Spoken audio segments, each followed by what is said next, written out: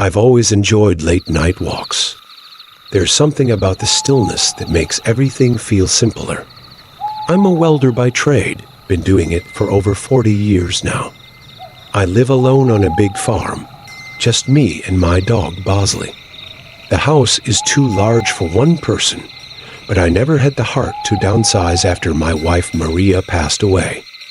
My kids moved out years ago, and ever since cancer took her, it's just been me and Bosley. One night, after a long day in the shop, I decided to go for a walk. My property is pretty big, so just a single loop is usually enough to satisfy my craving. The air was cool, and Bosley trotted along beside me. Sometimes I think he likes me more than I like him. I've walked that loop hundreds of times, but as I was heading back toward the house, something caught my eye. I glanced up at the second-story window, the one that looks out from the bedroom Maria and I used to share. For a split second, I thought I saw something move. I stopped dead in my tracks, staring up at that window. There was no reason anyone should be in there. I hadn't been in that room in years, couldn't bring myself to. I felt my blood start to boil at the thought of some stranger breaking into my house. I wasn't going to stand for that. I rushed inside, my heart racing, and ran upstairs. The room was empty, just like I'd left it, no sign of anything out of place. I looked everywhere imaginable but found nothing. Yes, I was pretty freaked out, but I was more angry than anything. I didn't take this kind of thing lightly. I figured I had just seen something that wasn't there. I stood there for a while, feeling foolish, but I couldn't shake the feeling that something had been there. The next night, I woke up to Bosley growling. He's a good dog, never barks unless there's something to bark at. I sat up in my bed, listening. That's when I heard creaking coming from upstairs. It could have just been the sounds of my old house, but my mind went directly to footsteps, which were coming from right above me. I'm sure you could guess which room is directly above mine. I debated grabbing my hunting rifle from downstairs, but didn't want to go that far. If it came down to it, I was fully confident that I could take whatever was up there hand to hand. I grabbed my flashlight and went to check.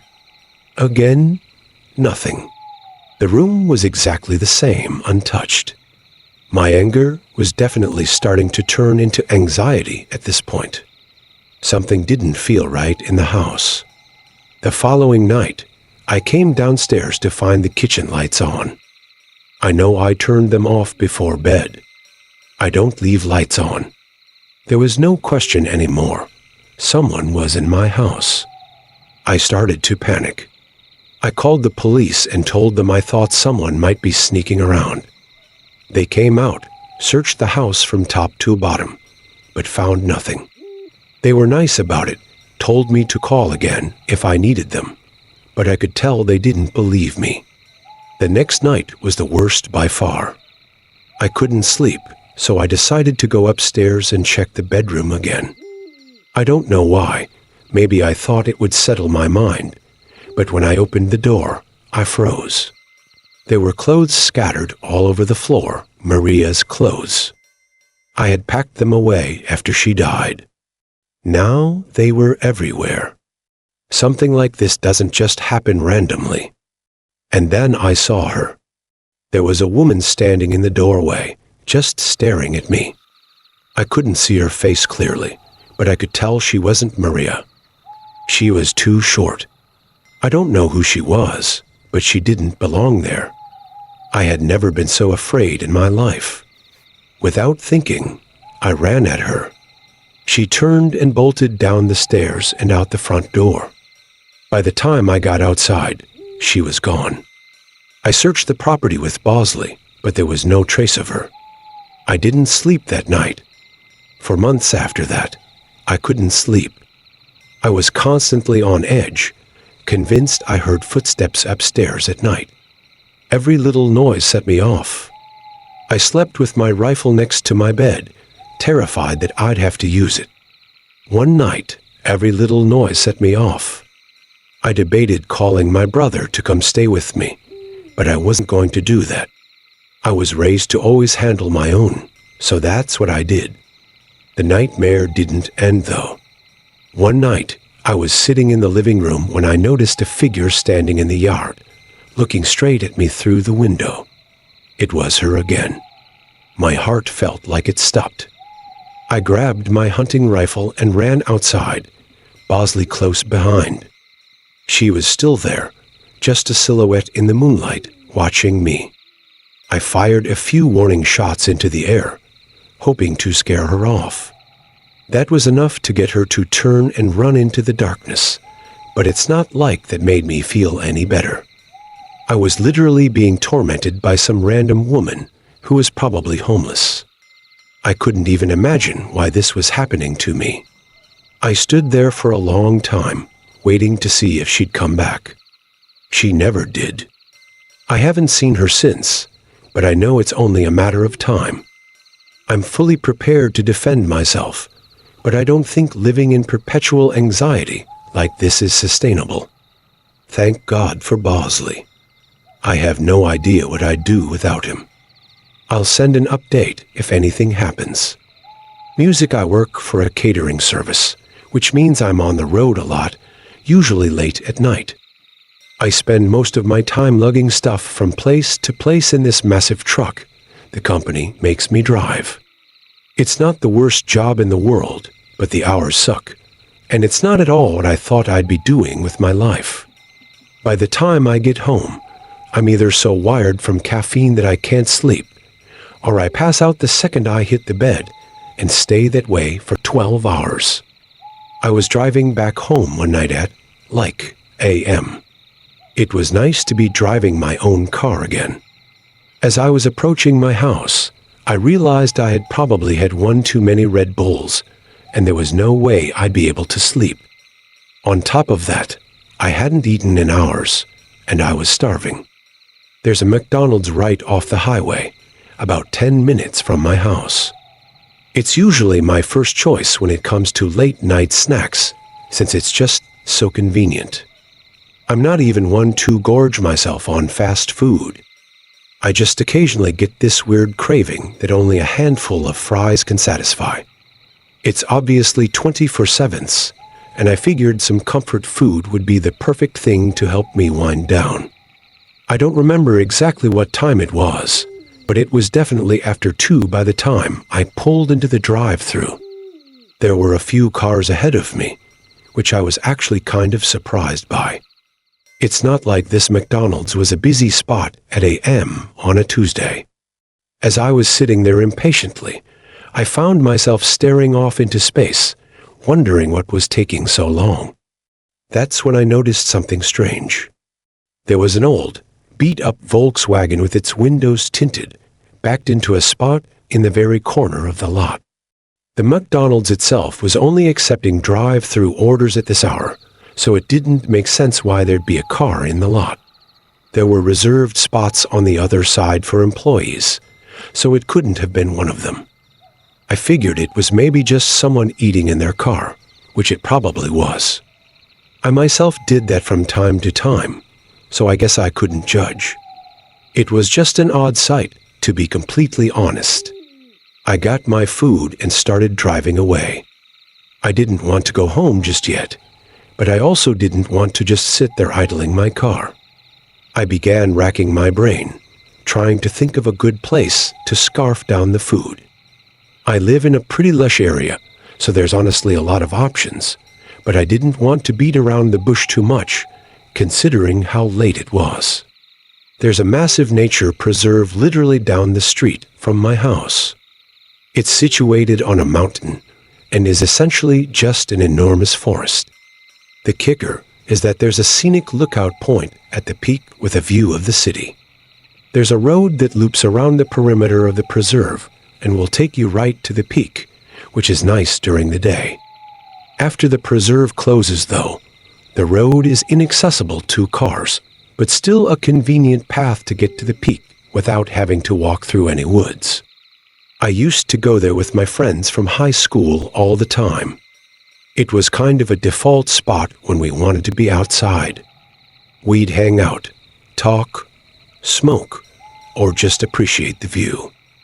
I actually hadn't been there in a while because I was just so busy working all the time, so I figured going there would deliver a much-needed nostalgia rush. When I got to the preserve parking area, it was completely empty.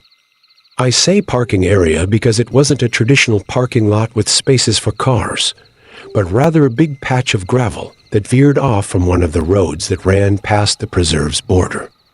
Like I said, the actual preserve was closed, meaning I'd have to walk all the way up to the lookout spot from outside.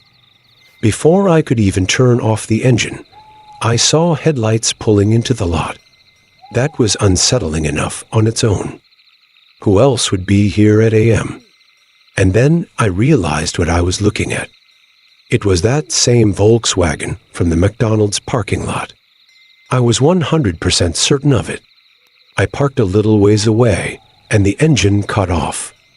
I felt the unease start to pour in. What were the odds of that happening naturally? Had they followed me? My window was partially rolled down, and as far as I could tell, there was no music coming from that car, or at least none that I could hear. After nothing happened for a good minute or so, my fear started to fade. They were probably doing the same thing I was, out for some fresh air or a smoke. It's a pretty popular spot for that kind of thing. But I was just so weirded out, considering how late it was. I couldn't shake the feeling that something was off, even though I concluded that it was just one of those unexplainable coincidences.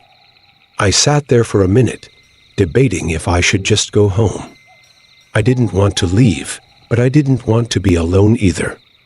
I picked up my phone and FaceTimed one of my close friends who lived a few minutes away. I told myself that if he didn't pick up, I'd just eat my food in the car and drive home. He was actually awake, though, which I was a little surprised by. He said he had been up writing a paper. I convinced him to swing by and hang out for a bit. He was down. He said he'd be there in 10. While I waited, I kept my eyes on the Volkswagen. It still hadn't moved. I tried to shake it off, telling myself I was being paranoid. When Sebastian finally pulled into the lot, I felt a lot better. We both got out of our cars and began walking up the path. Before the parking lot fully receded from view, I shot a glance backwards. The Volkswagen was still there, but I saw all 4 doors open at once. 4 guys stepped out. They just stood there for a few seconds, looking at each other. They weren't even talking, just looking around at each other. It was freaky. I nudged Sebastian, who realized what I was looking at. Before they could see us, we continued walking up the path so that the lot was obstructed from view. Alarm bells were going off in my head, but Sebastian didn't seem that concerned. He told me they were probably just going out to smoke. We kept walking, and by the time we got to the top, the city view was enough to take my mind off things. We always sat on this little rock wall that was supposed to keep people from wandering off the edge of the mountain. We sat there, eating and talking like we used to. It was nice. Of course, that nice feeling didn't last very long. We heard the sound of talking and laughter quickly approaching us. We turned around to see 3 guys walking towards us, sharing what looked like a blunt. They were acting friendly enough, which definitely calmed my nerves a little. Instead of finding their own spot, though, they walked right up to us, like they wanted to start a conversation. The guy with the blunt was covered in tattoos and had a nose ring. He honestly looked pretty intimidating. He flashed half a smile before asking us if we wanted to smoke. We both said no, and one of the other guys laughed and called us names, to which Sebastian scoffed. My curiosity got the better of me, and I blurted out a question about what they were doing at McDonald's. The guy holding the blunt dropped his smile instantly and narrowed his eyes like he was caught off guard by my question. His two friends did the same, staring at us with cold expressions. They didn't say anything for an uncomfortably long time. That's when I remembered that there had been 4 guys in that car, not 3. One of them was missing. At that point, I was fully prepared to run. I knew Sebastian was thinking the same thing. Finally, Mom's story continues below, but I need to address this part first to keep the flow. The ringleader told us that he worked nights and that he had just gotten off. He pulled his hoodie up to reveal a McDonald's uniform. I think because he knew we wouldn't have believed him otherwise. He then went on to say he came to the spot every day after work to smoke with his friends. While that definitely calmed me down a bit, something about this situation was terribly off. I could tell Sebastian felt the same. We decided it was time to go.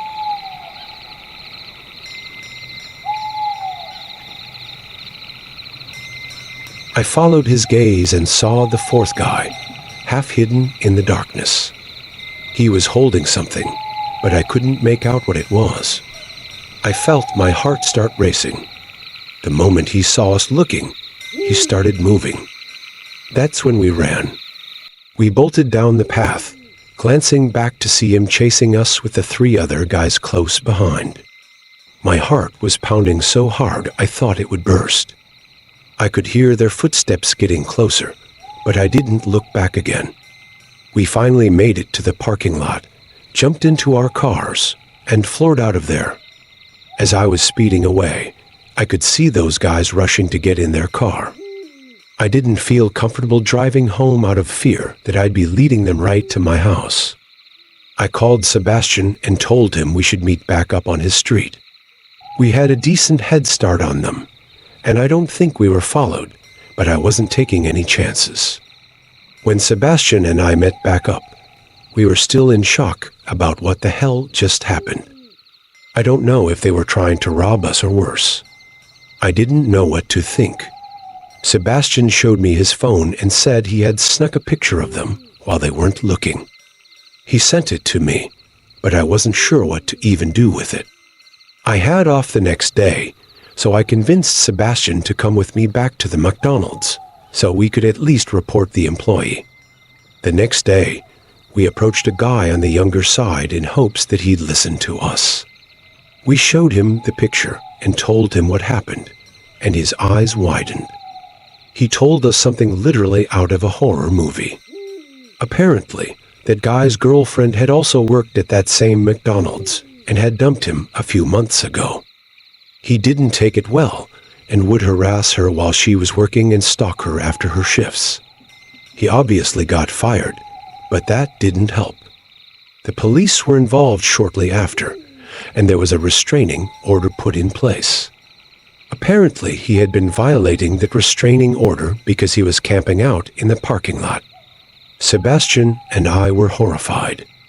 I have no idea why he decided to follow me, but it was clear that he was unhinged. I'm praying that the police catch him camping out in the parking lot because then he'll actually be screwed. I just hope he doesn't recognize my car anywhere. It's only been a week, but I haven't been back to that McDonald's or the preserve since. Hopefully, the police are able to do something, but that's out of my control. Forgive me if I don't remember every detail of the story. It happened a while ago. I grew up in Ardmore, Pennsylvania. Not much goes on around here, so finding things to do can be a challenge. In high school, a few friends and I would sneak into and explore old abandoned buildings. That's the sort of thing we did at that age. I didn't realize how popular that kind of stuff is until many years later. Apparently, lots of people like to explore abandoned buildings. Anyway, there was this abandoned church that we'd been to a couple of times before. It was in Narberth. I actually remember the exact address, 198 Elmwood Avenue. The place was creepy, but it was kind of our go-to spot for late-night thrills. One fall evening, a few of us decided to hit the church and drink a little inside. It was a chilly night, and the air had that crisp bite to it. There were 6 of us, me, Luna, Gina, Johnny, Max, and Ally. The church sat behind an 8-foot chain link fence, which we had to climb to get in. The doors were all boarded up, so we always went through a window on the side. Once you were inside, the first thing you noticed was the floor, or lack of one. The entire first floor was just dirt. It looked like someone had ripped out the floorboards years ago, leaving only a hole in the center where a set of concrete stairs led down to the basement. That's where we always ended up, down in the basement. The basement had 3 rooms, but only one had a door. The other 2 just had door frames. The first room we went into was the largest. There wasn't much in it, just some old furniture, broken chairs, a busted couch. I remember having to shush Johnny, like 12 times because he was a lightweight, and the tiny bit of alcohol he had was making him really loud and antsy. Being in such a big group was always a plus, though, and I felt much safer knowing we had numbers. We messed around for a while, drinking and laughing like we usually did. We might have had a speaker playing music, but I don't fully remember. Out of nowhere, a door slammed. I literally jumped. That's how loud it was. We froze, staring at each other with concerned expressions. At first, I thought one of us had closed the door by accident, but no one was near it. Almost immediately, Luna, Gina, and Johnny made a break for it, sprinting up the stairs, leaving me, Max, and Ally behind. We were the fearless ones, and none of us wanted to leave just yet. My heart was definitely pounding, I fully admit that, but I wasn't going to let the wind freak me out. I could tell Max and Ally were thinking the same thing. I don't know if it was curiosity or stupidity, but we decided to investigate. After standing in silence for a few minutes, the 3 of us crept over to open the door that had slammed shut. Behind it was a small room, and the first thing I saw was a dresser. The mirror on top of it was cracked, and there were red stains smeared across the surface. At first, I thought it was old paint or something, but when I got closer, I realized something terrifying. It wasn't completely dry.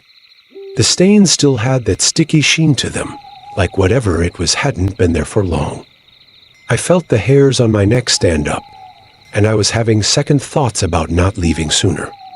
Somewhere, dare I say something, had recently been in this room. Then I saw the picture. There was an old photo on top of the dresser, a black and white shot of a woman in a wedding dress. She was smiling, but there was something off about it. The whole thing gave me a bad feeling. I backed away, but just as I turned, we heard another noise. This time, it wasn't the door. It was coming from one of the other rooms. It was coming from the room we had just been in. That's when Max and Ally both decided they'd had enough. I wasn't going to argue with them. We grabbed our stuff and ran out of there as fast as we could. When we climbed back over the fence and hit the pavement, none of us said a word. After jumping the fence, I turned around, and I could swear I saw the silhouette of a person standing in the open window. I still pray that, by some minuscule chance, my mind was just playing tricks on me, but I'll never know for sure. My friends and I never went back there together for as long as we remained friends. I've actually been back to that church myself, although it wasn't a church anymore. By the time I got around to checking it out again, it was completely demolished. I still have no idea what we saw that night. I'm just glad my friends were there to witness it with me. Had I been alone, I might doubt this whole thing even happened. If anyone wants to do some digging, go ahead. I was never able to find out anything online, but I wouldn't be surprised if that church has a history I don't know about.